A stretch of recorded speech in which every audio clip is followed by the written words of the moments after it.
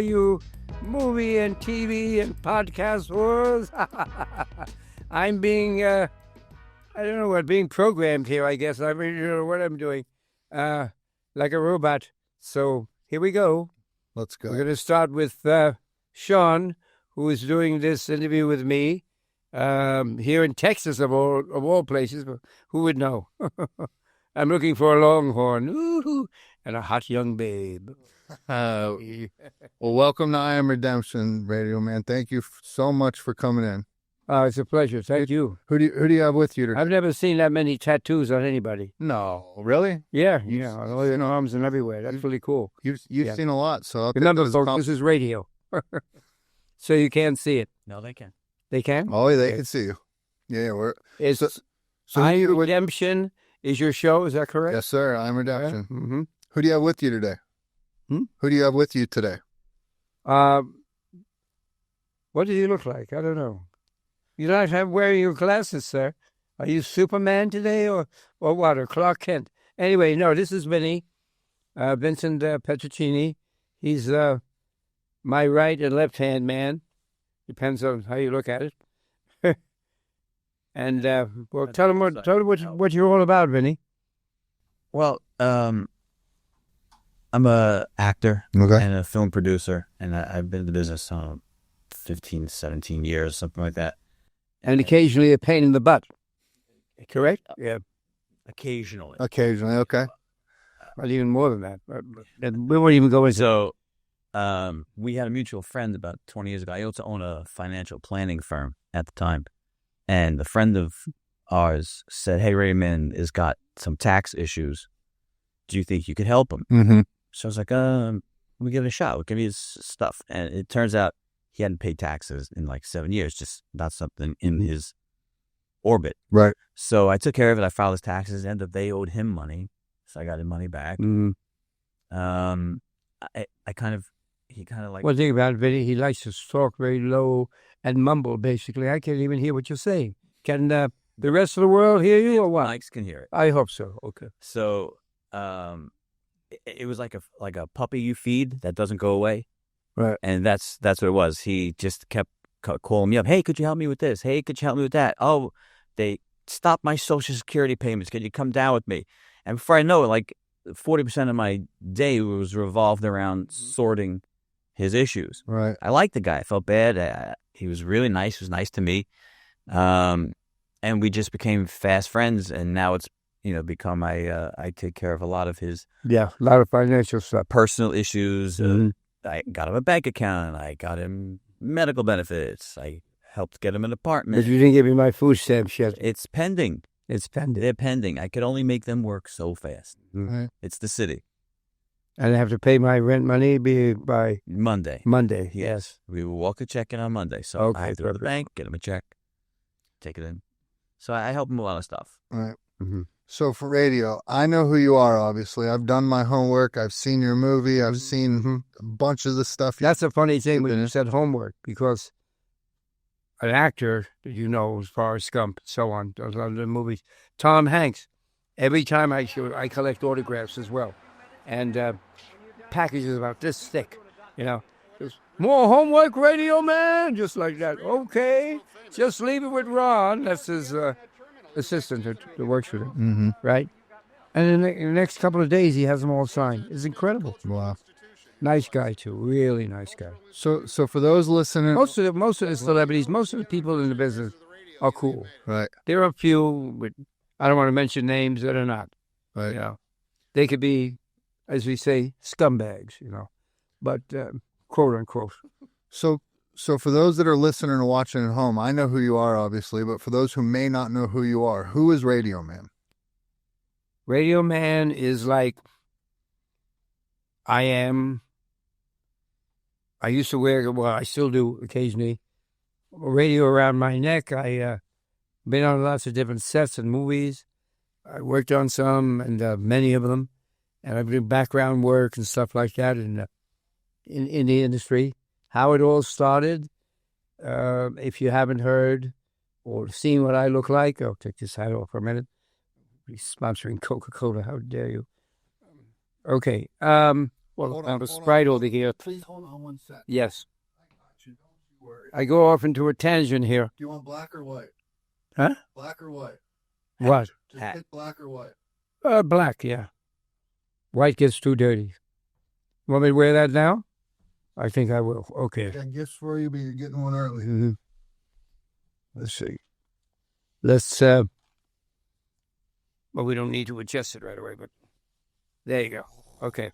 I am redemption. Please help me. Oh, my goodness. Okay, so anyway, yeah. So, yeah, that's how I all started. I wound up on a movie set just by being drunk, on a set. I didn't know where it was. It was where the old World Trade Center used to be. New York City, right? Yeah, New York City. Okay. Correct. And I didn't have a bike at the time. I just had a push cart. I used to ride around all over with a push cart, walk around, I should say, with a big boombox around my neck. And I seen something going on. I said, what the hell is this? So I walked over there. Hey, what are you doing here? What are all you people doing here? He goes, can you please shut up? We're rolling. Rolling? What the hell is rolling? You want a beer? I said, I was drinking. At the time, I had Budweisers and whatnot. And this guy, who was Bruce Willis in a movie called Bonfire of the Vanities, and Tom Hanks were both in the movie together. I didn't know what I even stepped into. I stepped into shit and didn't even know it. We can use those words, right? Yes, you say whatever you want. Whatever you want. Well, letter words. Anyway, yeah. And I go, you want a beer? He goes, what are you doing? He goes, a crumpled coat with a flask of whiskey in a brown bag. He goes, I'm Bruce Willis. Huh? I never heard of you. He goes, well, I'm an actor. I go, so? You want a drink or not? I told him like that. He goes, yeah. He goes, who are you? I'm just a guy who's wanted but I'm known as Radio Man. He goes, all right, but not right now. We're rolling, move on here. So I said, okay. For him, I said it was okay, and moved away. And then after he was done working, doing his scene, we went over, we had a drink or a beer or whatever together. And he goes, how did you just get in here like that? This is a closed set. He's the other guy. And I said, yep, I just wandered in, Just a bummy-looking guy like me, had a longer beard at the time. What was it, 25 years ago at least? Yeah. And I was drunk out of my mind. So I got to meet him and Sam Jackson on the set with Tom Hanks. Wow. Unbelievable. Yeah. So then I didn't even know who they were right at the time. And so then you ended up becoming close and becoming friends with we Bruce Willis, became close and became friends. Yeah. And on The Fisher King, which is Robin Williams' movie, I started emulating what a homeless guy looks like. I go, no, you're doing it all the wrong way. Let me take you downtown over to the South Street Seaport, where we hang out, where we live, and all that kind of stuff, where we dwell. At that time, it wasn't known as homeless.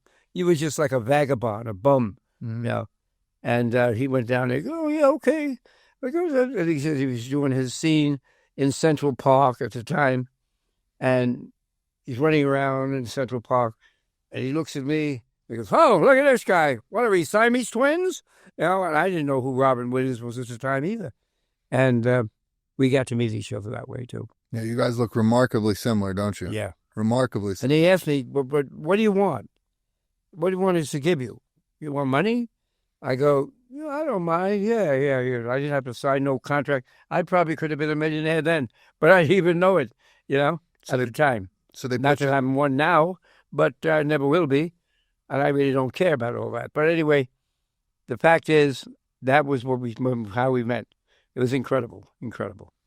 So basically, you had just started hanging around these movie sets. I just hung around movie sets and got to know these people. And they just started learning. And the Teamsters that were in the area, he's a radio man. He's okay. He's a little out of it, but he's harmless, And he basically, they walked me into it to talk to these actors, and they want to know who I was. And I got to meet so many different people that way. I met Cher out in L.A. one day. In the documentary, you saw that? Did they put that there? I watched it. She got a cowboy hat with his She goes, she rolled the window down somewhere in Santa Monica, and she says to me, "Do you know who I am?" He goes, "It's me." Shit. I go, "Oh, get the fuck out of here." And no, it's really me. And it was her. It's incredible. Yeah. Wow. I mean, this is like a karma of some kind. I can't even figure it out. That I run into these people. Right. Wherever I am on a set, I run into these people. It's amazing. Just like I was saying, Arnold is making a movie right now in New York. It's called The Man with the Bag, where he plays a Santa Claus kind of guy. And the girl was there yesterday, Aquafina, who's one of his elf friends in the show. And the funny thing is, I'm here in Texas right now with you, and they were filming, and Arnold goes, "Anybody see Radio? Where's Radioman? He should be here." He goes, "Oh, I'm not here." Somebody told me that was on the set over there in New York. So Arnold's been asking for you? Huh? Arnold's been asking for you. Well, I'm honored that you came to do this instead. Thank you. Yes. I want him to meet you, too. Let's go. So maybe we'll bring him out here, or you can come to the city and come to the set and meet all the people I know. Say the word, I'm there. Yeah. So basically what this is, I interview celebrities, and they interview me back. Is that the general idea? Of what your show? That would be my show, yeah. Your show. I think so. I think it's your show. You can be at whatever you want to be. Yeah. Well, Vinny, you elaborate on that, right? And I'll be silent for a while. I'm sure he has a lot of questions for you. Okay, go right ahead. So how would you describe who Radioman is? If you had My perspective, or from the world's perspective? if somebody was listening at home and they tune in, they see radio on here and they're like, why is he on I Am Redemption? Who's Radioman to everybody? Well, I can tell you why he's on I Am Redemption. Okay.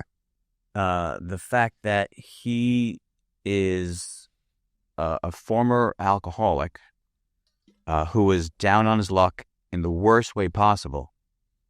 And one day, and I don't know what... Alcoholics, not drugs. Right. No. I don't know what day Always that drinking was. beers. I used to love to drink beer. I don't know what day that was. He just says, "I'm not doing this anymore." Mm-hmm. And stopped. Something clicked. And he turned his life around and just Well, what clicked was I was on a set with Al Pacino and John Cusack. And I thought they were shooting that day. It was a holiday of some kind. I don't know. And I go, "I know Al Pacino. I know everybody." And some stupid woman cop came up to me and started giving me shit. So I go, "Go fuck yourself. I know these guys. I know these people." And they This is in the movie. immediately cuffed me, and I wound up in Bellevue for like 2 months because of that. And they strapped me into a chair. I had to take Thorazine and all this kind of stuff. And after a while, they figured out I wasn't crazy, and they let me go. And after that, I stopped cold turkey. No more drinking. I don't even look at a beer anymore. Wow. But that's why he's on I Am Redemption. But I can say that still happens to him because of his outward appearance and general behavior. Mm-hmm. No one would believe who he is or what he does or how. Right. And sometimes I stink a little bit and don't even realize it. It still happens. Not that long ago, he was outside a building waiting for Tom Hanks, sitting on the floor. And I'm walking down the block, and I see two cops rousing him, and they're kicking him off the block and picking him up and throwing him. He's like, no, I'm waiting for my friend. They said, "Who's your friend?" He said, "Tom Hanks. I'm waiting for Tom." They said, "Okay, right, you don't know Tom Hanks. Get out of here. Keep walking." And they were shooing him off the block. So I'm coming down the block. I'm like, whoa, officer, what's going on? This guy's claiming that he knows Tom Hanks, and he's like hanging around the door. We can't have him around here. I said, no, he really does know Tom Hanks. They said, "All right, you two, get the hell out." And they threw us both off the block. Wow. So that still happens to him because of who he is. He doesn't change. He doesn't adjust.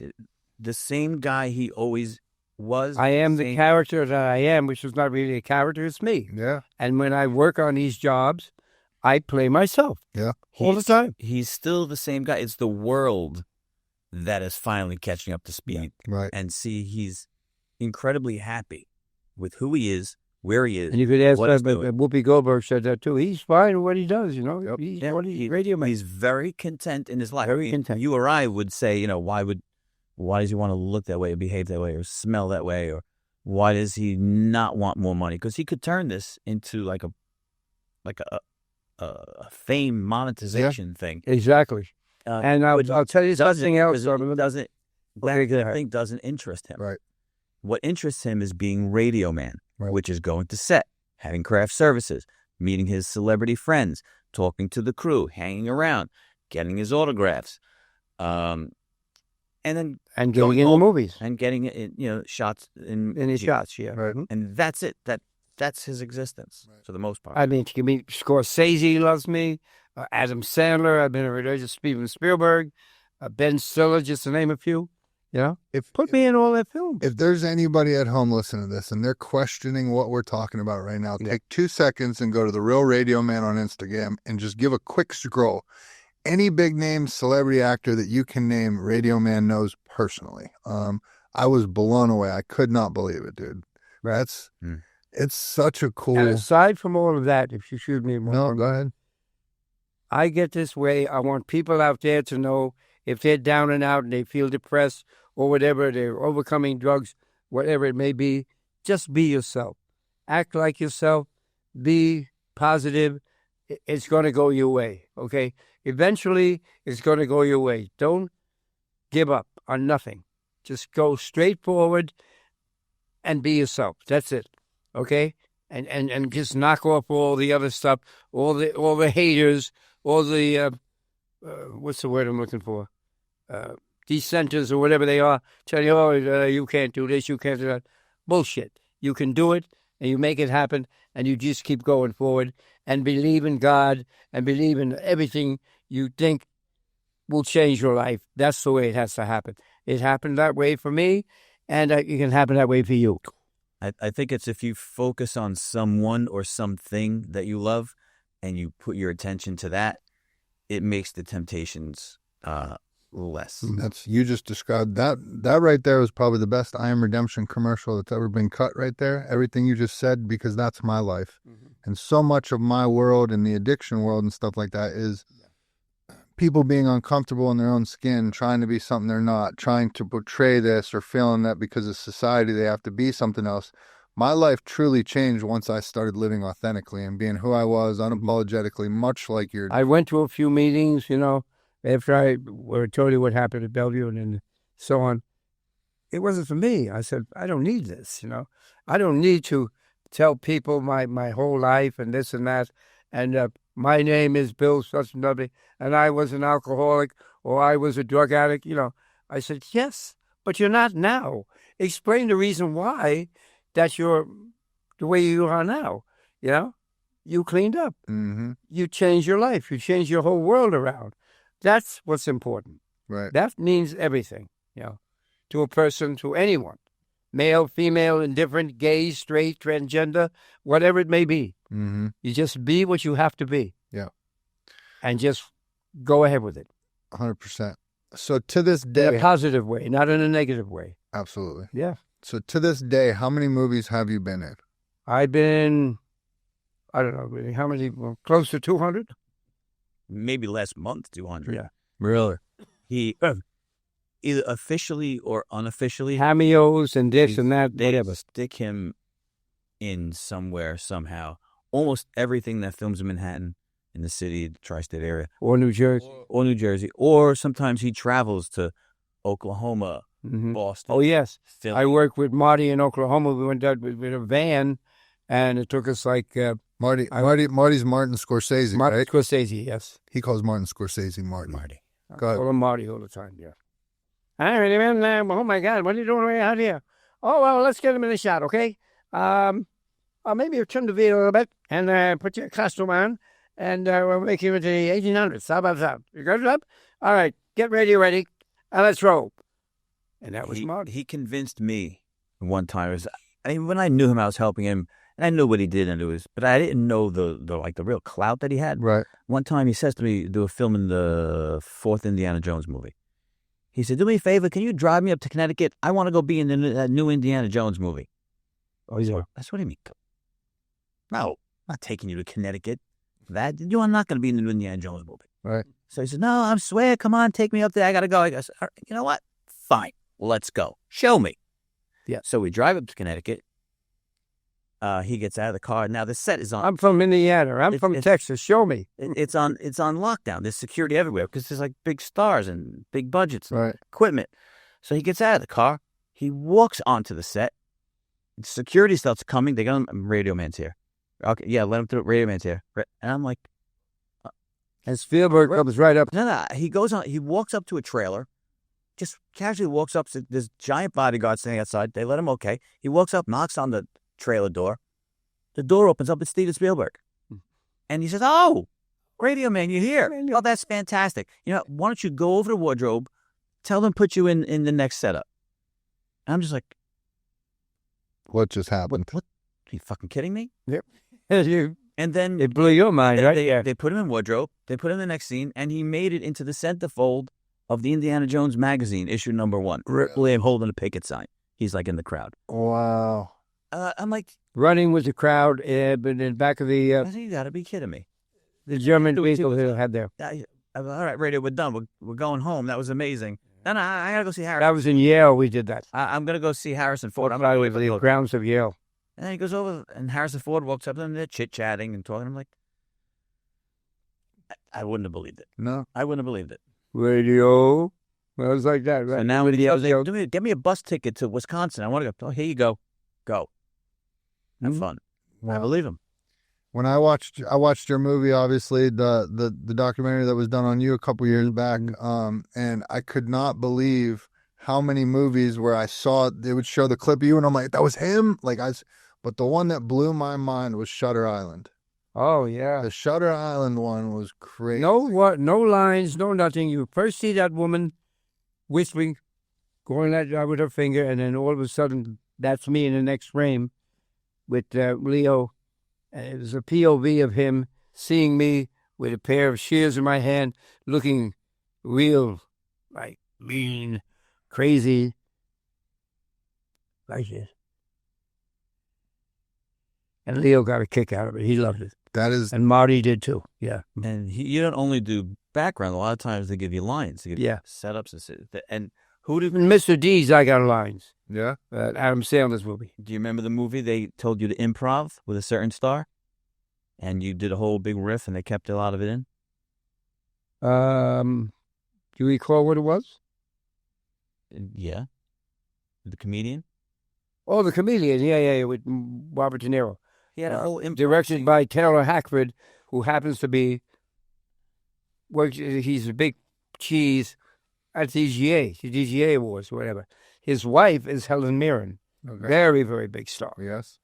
Internationally and here in the States for many, many years. And goes, wait a minute, I want you to stand there with Bobby D, De Niro. And we're inside this homeless shelter, right? And I go, what do you want me to do, just look at him?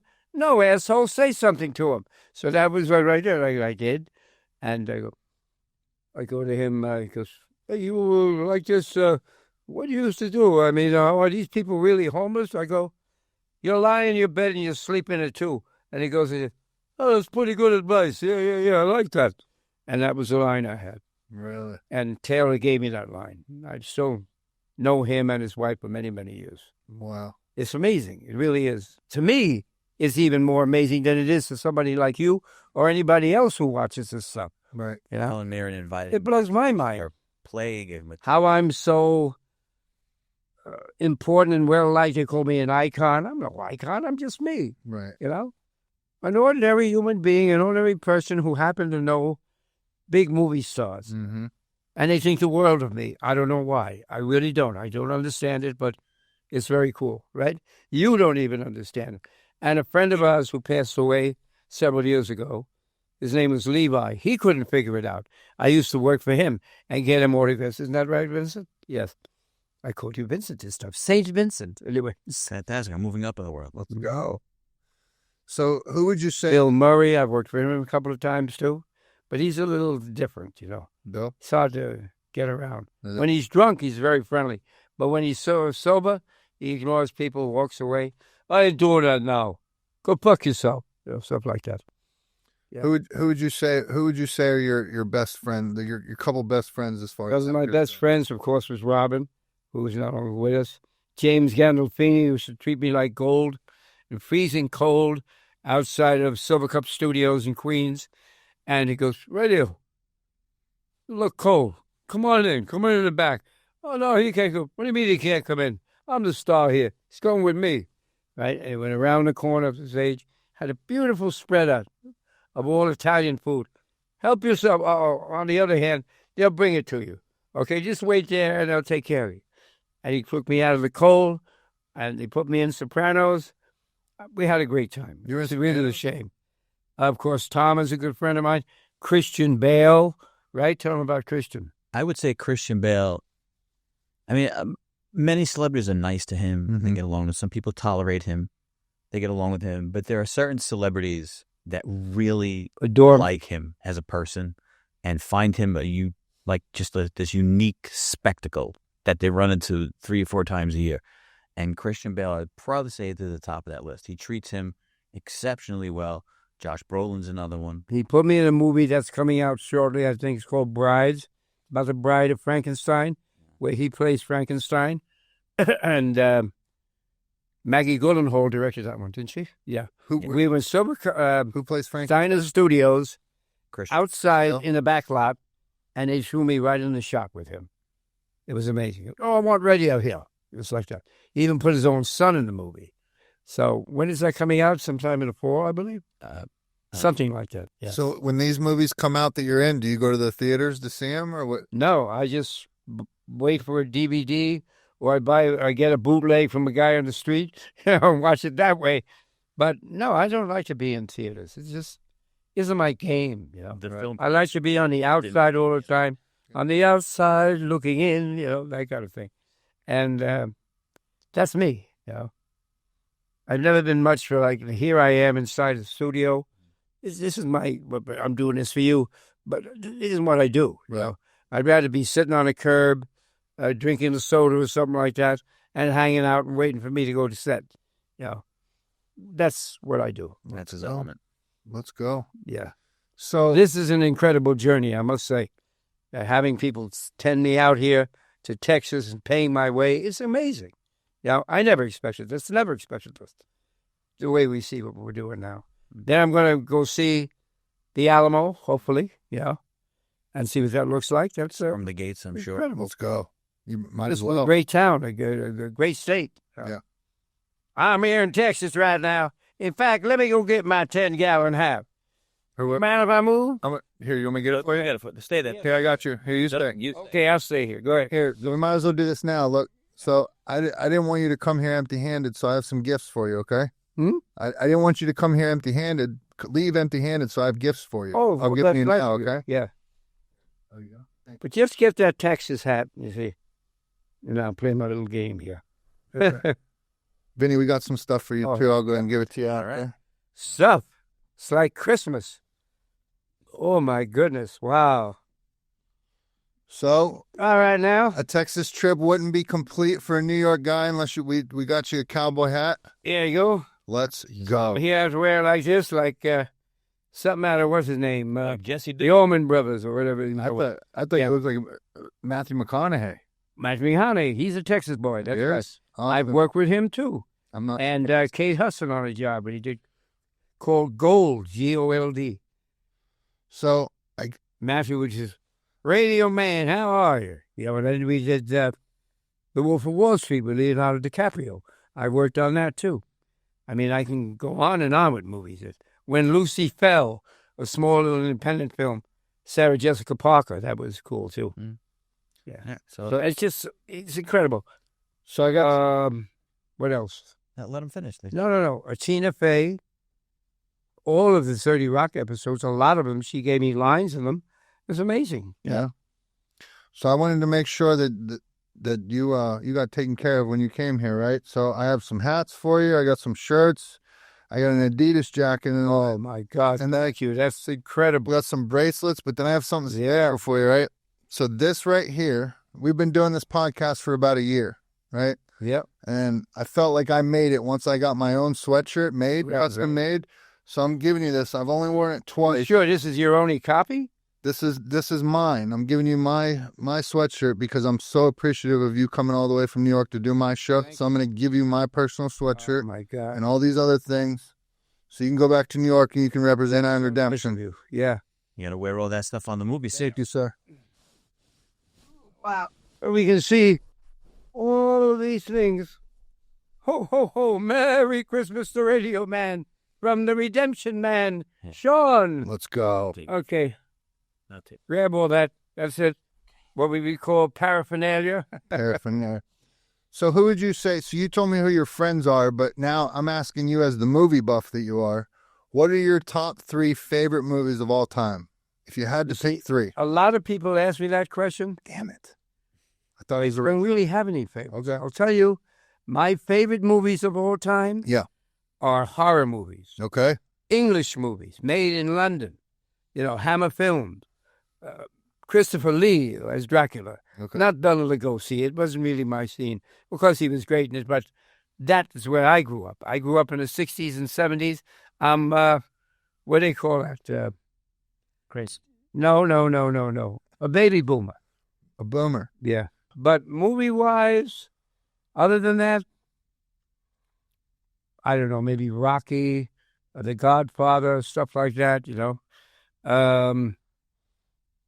There's one movie, Max von Sydow, you have to see. Okay. It's called The Night Visitor, right? It was made with Liv Ullmann, okay? If you can get that, it was absolutely fabulous. Absolutely fabulous. I think that was one of the best movies I ever saw. Really? And it was not a big deal, not a big, huge blockbuster, but I personally like that movie, The Night Visitor. If anybody can ever find it, I think it was made in Sweden, too. And he Max did all kind of wild stuff. Speaking of which, he played a doctor with Leo in one of Marty's movies. What was it again? Shutter Island. Mm-hmm. Yeah. And you can't really figure out the ending of that. Yeah. Who was crazy and who wasn't. Yeah.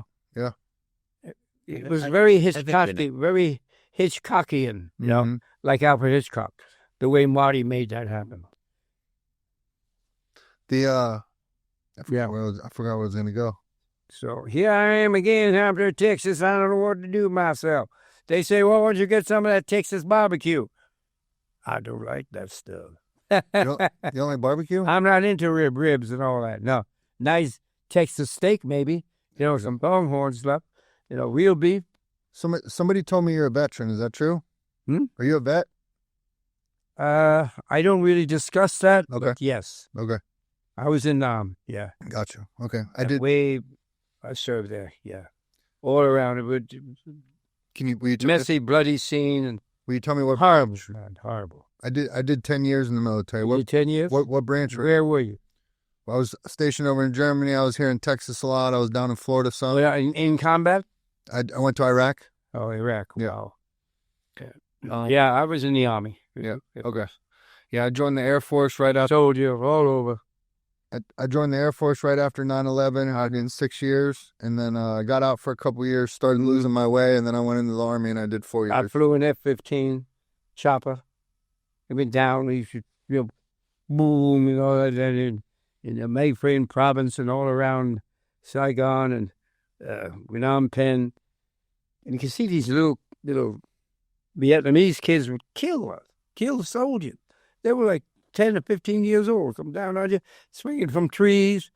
And you look at a kid, you say, you want to kill them, Yet they do it to you, And you would never expect that. Yeah.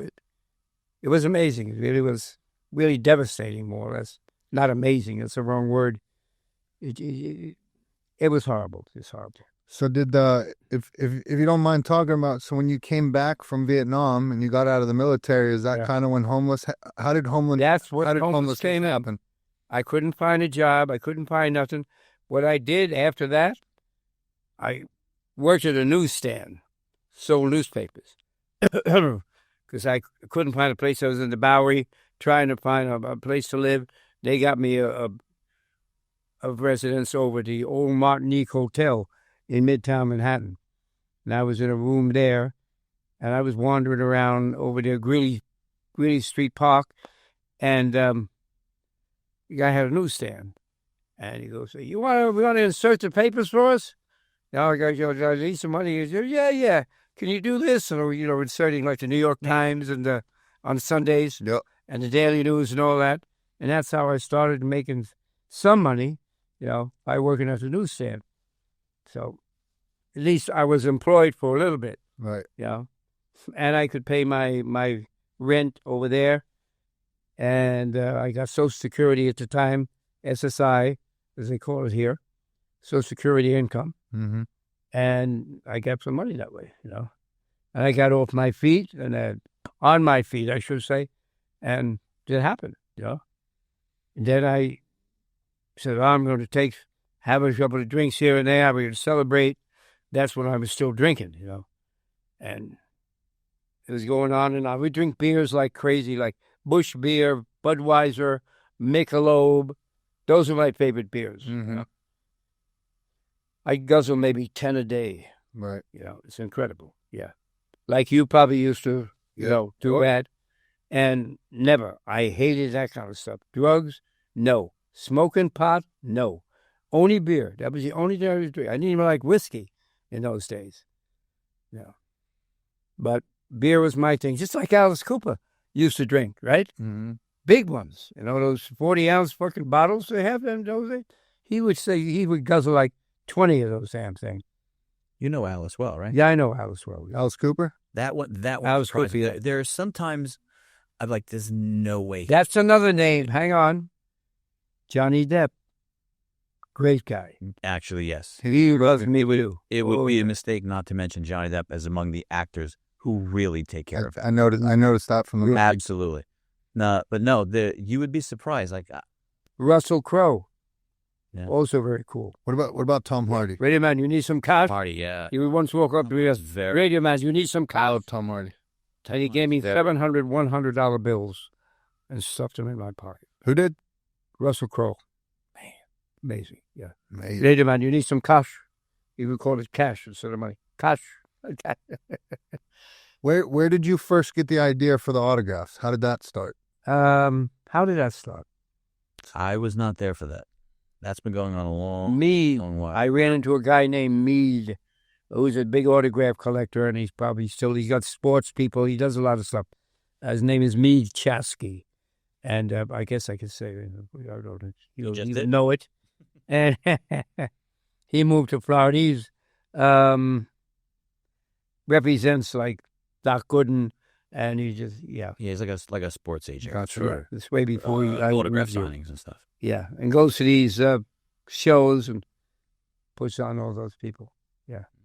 So he just gave you the idea and said, if you can get autographs, I'll buy them from you? Seen me running at the time, and he goes, "Hey, you, come here." He goes, "Give me these signed over here." And it was Goldie Hawn at the, what was the name of that hotel? Yeah. The Empire? No. Doesn't matter.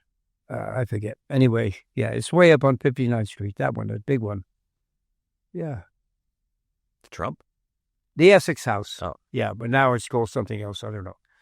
And I went there, and he was impressed that she signed 5 or 6. Oh, see if we can get a couple more. Sure enough, I got them all signed. And he took to me, and I used to get him grabs at the airports and wherever it was, That was the first guy I ever worked with the autographs. And it was easy because he was out there mingling with these people anyway, so he was able to turn it into an income source. Right. Did you met Tom Hardy, you said? Yes, I met Tom Hardy. What movie did you meet him on? Where did I meet Tom Hardy? Whoa. Did the actors? There's a small movie called The Bag Man, and he was in that with James Gandolfini. That's how I got to meet Tom Hardy. Drop. And he saw this little dog in a park in Brooklyn. The Drop. And he fell in love with it, and he kept it. He adopted the dog.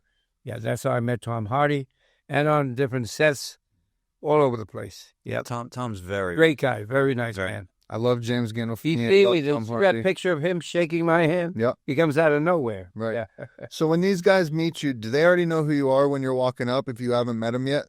Some of them know, some of them don't. Right. Yeah. Most of them seen what I look like or whatever. Well, that's Radioman, this and that. And yeah, that's how that all begins. Wow. So where did you? Big name stars that know who I am. It's incredible. It is. Amazes me.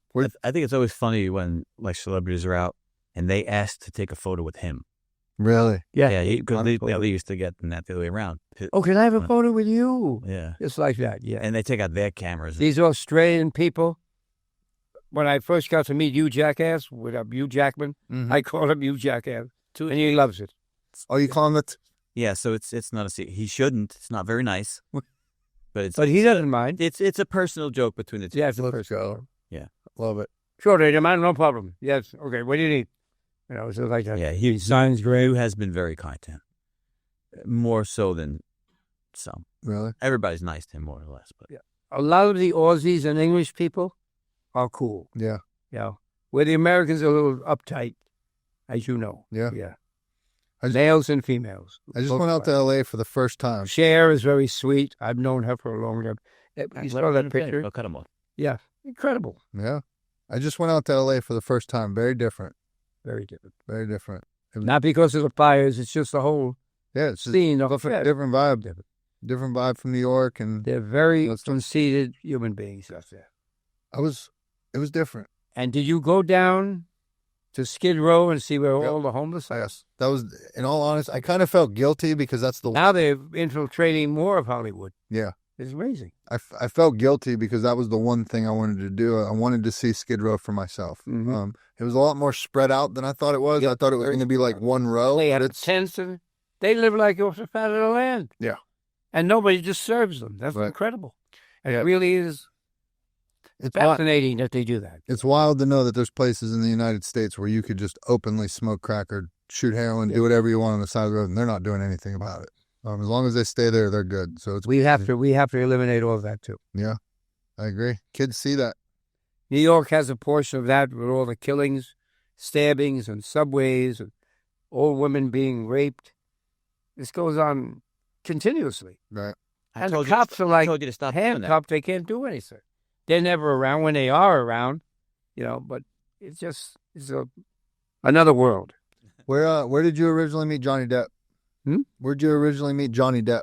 I originally met Johnny Depp on all different movies. Where the hell was it? The first time I ran into Depp. Sleepy Hollow.